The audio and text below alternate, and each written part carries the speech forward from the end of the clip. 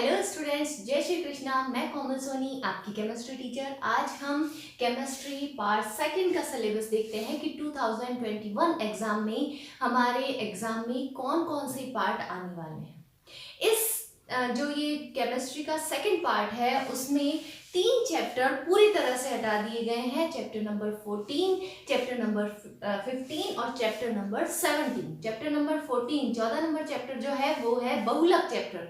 बहुलक चैप्टर पूरी तरह से हटा दिया गया है और जैव अणु वाला जो चैप्टर है वो पूरी तरह से हटा दिया गया है, बायोमोलिक्यूल्स वाला। और 17 नंबर चैप्टर जिसमें हमारे दैनिक जीवन में रसायन विज्ञान का क्या महत्व है ये भी पूरी तरह से हटा दिया गया है। 3 चैप्टर इसके हटा दिए गए हैं, जबकि फर्स्ट भाग में आपके केवल एक ही चैप्टर हटाया गया है। बाकी कुछ भाग उन चैप्टर्स के, दूसरे चैप्टर्स के भी हटाए गए हैं। अब देखते हैं हम इसमें चैप्टर नंबर 10 जो कि है हैलोजन व्युत्पन्न।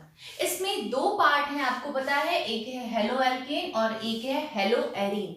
हेलो एल्केन में आएगा नाम पद्धति यानी IUPAC नामकरण जो है वो हमें इसका पूरी तरह से आना चाहिए। आबंध की प्रकृति, भौतिक रासायनिक गुणधर्म और प्रतिस्थापन अभिक्रिया की क्रियाविधि। प्रतिस्थापन अभिक्रियाएं SN1 और SN2 रिएक्शन, उनकी हमको क्रियाविधि देखनी है। और विलोपन अभिक्रियाएं ये आपके आने वाला है हेलो एल्केन में। हेलो एरीन में आएगा नाम पद्धति यानी कि इसकी हेलो एरीन को किस प्रकार से इसका IUPAC नामकरण होता है वो CX आबंध की प्रकृति, जैसा कि इसमें हमने हेलो एल्केन में देखा है इनकी प्रकृति, और हेलो एरीन के लिए भी आबंध की प्रकृति। प्रतिस्थापन अभिक्रियाएं इसमें भी आएंगी और मोनो प्रतिस्थापन यौगिकों में हैलोजन का दैशिक भाव ये भी आपके कोर्स में है। लेकिन इस चैप्टर में जो हटाया गया है वो है ट्राइक्लोरोमेथेन। ट्राइक्लोरोमेथेन पूरी तरह से हटाया गया है। आयोडोफॉर्म, फ्रियोन, ये शॉर्ट क्वेश्चंस में आते थे। 2 नंबर के क्वेश्चन में छोटे छोटे पार्ट हैं जो कि हटा दिए गए हैं। Trichloromethane, iodoform, Freon, DTT, BHC के उपयोग और पर्यावरण पर प्रभाव ये पूरी तरह से हटा दिया गया है ये पोर्शन, और इस चैप्टर को कर दिया गया है 5 नंबर का।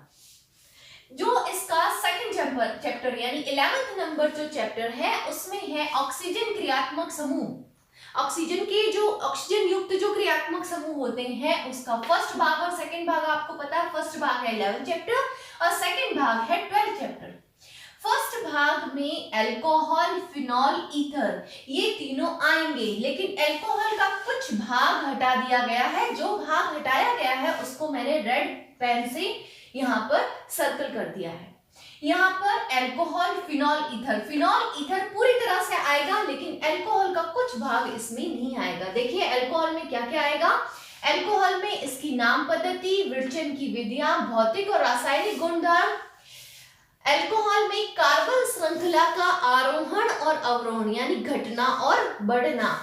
1 डिग्री, 2 डिग्री, 3 डिग्री अल्कोहल में विभेद यानी प्राथमिक, द्वितीयक और तृतीयक अल्कोहल में विभेद ये आपके कोर्स में है। और निर्जलीकरण की क्रियाविधि, इसमें से जल कैसे निकाला जाता है उसकी क्रियाविधि ये भी आपके कोर्स में है। लेकिन अल्कोहल का क्या उपयोग है ये आपके कोर्स में नहीं है। मेथनॉल और एथेनॉल का औद्योगिक उत्पादन किस प्रकार किया जाता है यह भी आपके कोर्स में नहीं है। ये चैप्टर जो है ये आपके 5 नंबर का है। इसमें फिनॉल वाला जो पोर्शन है, फिनॉल में आएगा नाम पद्धति, विरचन की विधियां यानी इसको कैसे प्राप्त किया जाता है, भौतिक और रासायनिक गुणधर्म, फिनॉल की अम्लीय प्रकृति। आपको पता होगा फिनॉल अम्लीय प्रकृति का होता है, तो इस पर क्वेश्चन बहुत इंपॉर्टेंट होता है ये वाला, तो ये आपके कोर्स में है। और फिनॉल के उपयोग। फिर है ईथर। ईथर में आएगा नाम पद्धति, विरचन, भौतिक रासायनिक गुणधर्म और उपयोग। ये चैप्टर भी है 5 नंबर का। इसमें से केवल अल्कोहल का कुछ पार्ट हटाया गया है, बाकी कोई पार्ट नहीं हटाया गया। 12th चैप्टर में जो कि है 11th चैप्टर हो चुका है। 12th चैप्टर जो है इसमें है एल्डिहाइड, कीटोन और नाभिक स्नेही जो अभिक्रियाएं होती है वो। इस चैप्टर में से एक भी पार्ट नहीं हटाया गया है। 12th चैप्टर पूरा का पूरा आपके कोर्स में है, जिसमें है एल्डिहाइड और कीटोन और कार्बोक्सिलिक एसिड। एल्डिहाइड कीटोन में वही नाम पद्धति, कार्बोनल समूह की प्रकृति, विरचन की विधियां, भौतिक और रासायनिक गुणधर्म। ये आएगा एल्डिहाइड और कीटोन में। नाभिक स्नेही जो अभिक्रियाएं हैं उनकी योगात्मक अभिक्रियाओं की क्रियाविधि। एल्डिहाइडों की हाइड्रोजन की क्रियाशीलता, इनमें जो उपस्थित हाइड्रोजन होता है उनकी क्या क्रियाशीलता होती है, वो एल्डिहाइड और कीटोन में समानता और भिन्नता और उनके उपयोग, ये आपके कोर्स में है। और कार्बोक्सिलिक एसिड में नाम पद्धति, विरचन की विधियां, भौतिक व रासायनिक गुणधर्म, जैसा कि हमें पता है कार्बोक्सिलिक एसिड और फिनोल इन दोनों की अम्लीय प्रकृति होती है, तो इसके ऊपर भी क्वेश्चन बनता है अम्लीय प्रकृति का, और इस पर प्रतिस्थापियों का प्रभाव और उपयोग।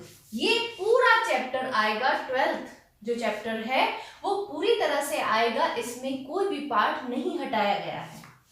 फिर है 13 नंबर की चैप्टर जो कि है नाइट्रोजन युक्त क्रियात्मक समूह वाले कार्बनिक यौगिक।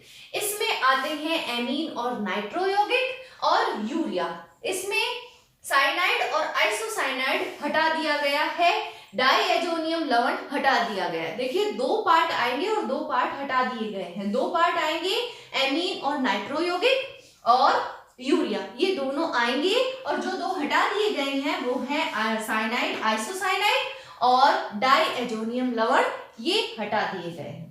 13 नंबर चैप्टर में आपके एमीन और नाइट्रो यौगिक में आएगा नाम पद्धति, वर्गीकरण, विरचन की विधियां, यानी इसको कैसे प्राप्त किया जाता है, भौतिक और रासायनिक गुणधर्म, उपयोग, और इसी के साथ साथ इसमें आएगा 1 डिग्री, 2 डिग्री और 3 डिग्री इन एमीन में विभेद, यानी प्राथमिक, द्वितीयक, तृतीयक एमीन में विभेद।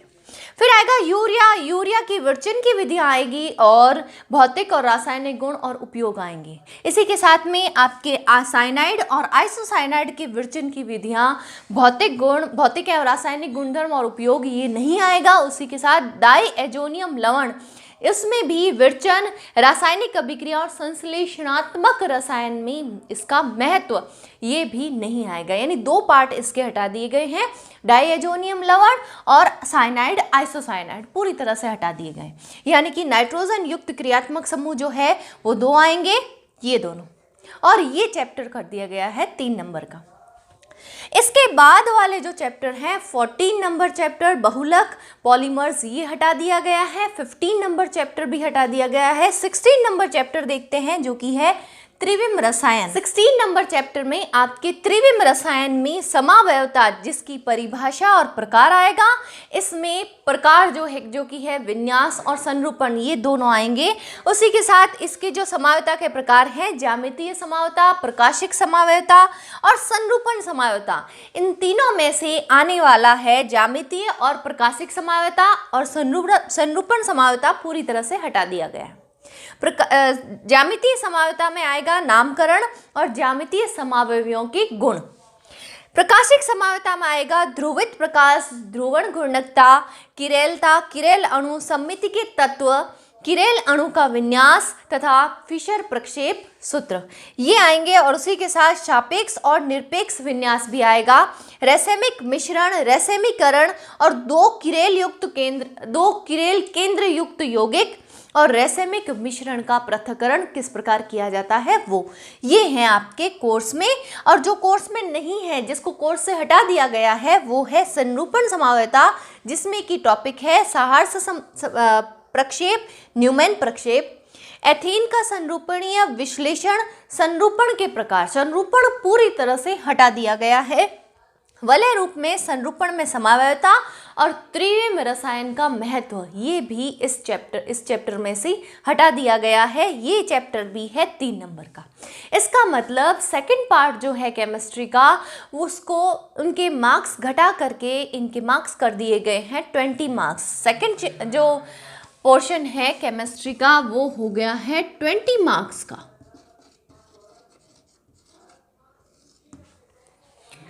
फर्स्ट पार्ट जो है वो है 36 मार्क्स का, जो कि बहुत इंपॉर्टेंट है। नेक्स्ट वीडियो में मैं आपको 4th चैप्टर जो कि बचा हुआ है उसका कुछ भाग मैंने वीडियो अपलोड नहीं किए हैं, तो नेक्स्ट आपके 4th चैप्टर के वीडियोस मैं अपलोड करूंगी। तो मेरे चैनल के साथ जुड़े रहिए और अब ज़्यादा से ज़्यादा अपने फ्रेंड्स से मेरे वीडियो शेयर कीजिए ताकि उनको भी इन वीडियोज़ का फ़ायदा मिल सके। Thank you.